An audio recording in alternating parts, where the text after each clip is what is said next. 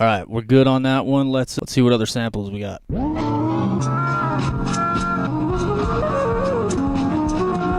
This one's kind of crazy. But yeah, going in order with the samples so I'm not overthinking it. Let's rock with this one, why not? Man, we're gonna have to do some work on this one.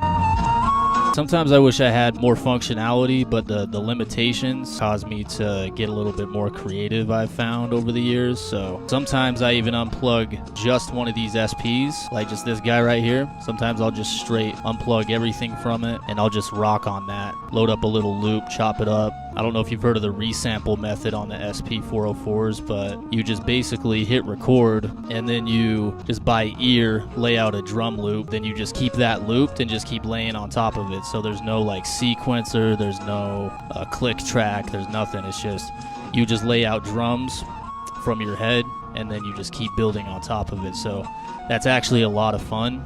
I might do a video doing that one of these days, but I found that the more limited I am with the equipment that I have, and like I just get more creative, and it's more of a flow for me.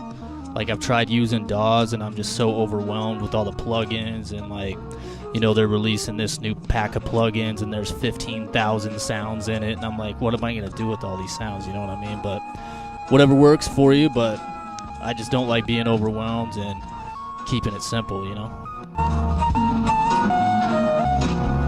Alright, let's see what the auto chop blessed us with this time. Remember, the auto chop works if you pick dope samples. No need to spend all this time meticulously chopping stuff up if you just load up some heat. Let the machine throw it on the pads for you, you know?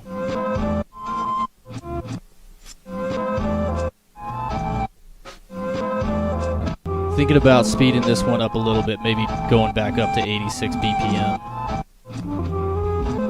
Don't think these sounds are conducive to a slower beat.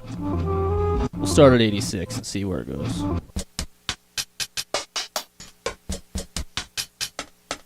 I know we already picked hi-hats for the last beat, but I'm trying to switch it up so it's not we're not using the same stuff on every beat.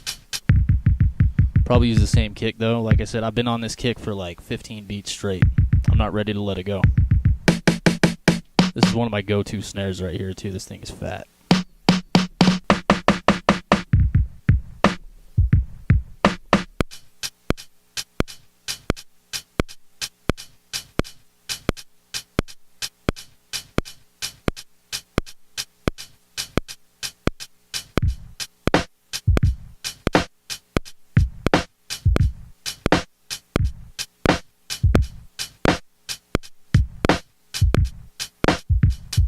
Alright, turn the pitch up a little bit on that snare. I like going messing with the pitch on the drum sounds. Sometimes it can give them a total new sound, but decided to go pitched up a little bit on this snare.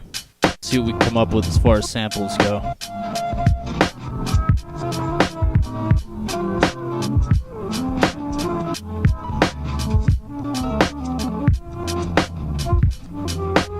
Not really feeling that snare, to be honest.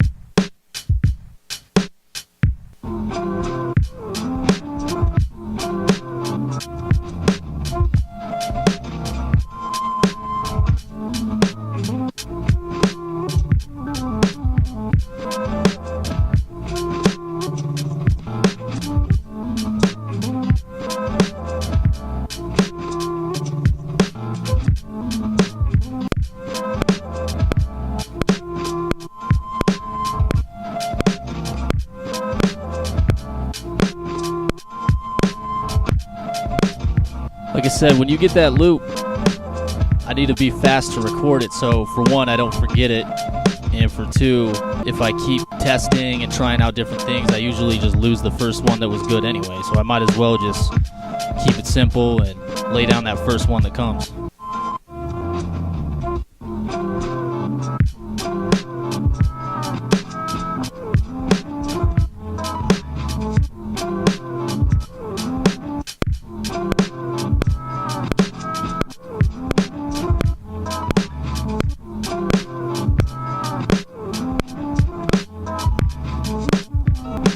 Man, I think we're good. I think we got our 2 loops pretty quick on that one.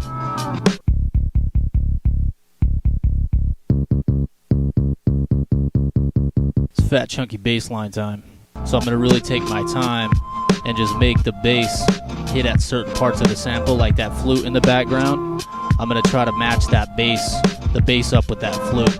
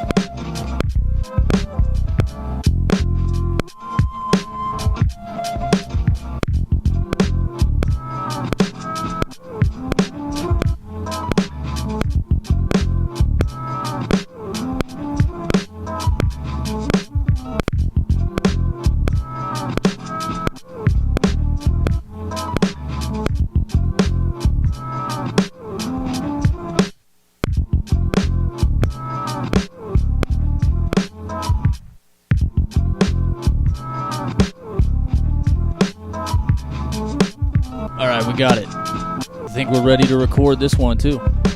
Yeah, on the topic of mixing in the box too, my template has my preferred levels already set up.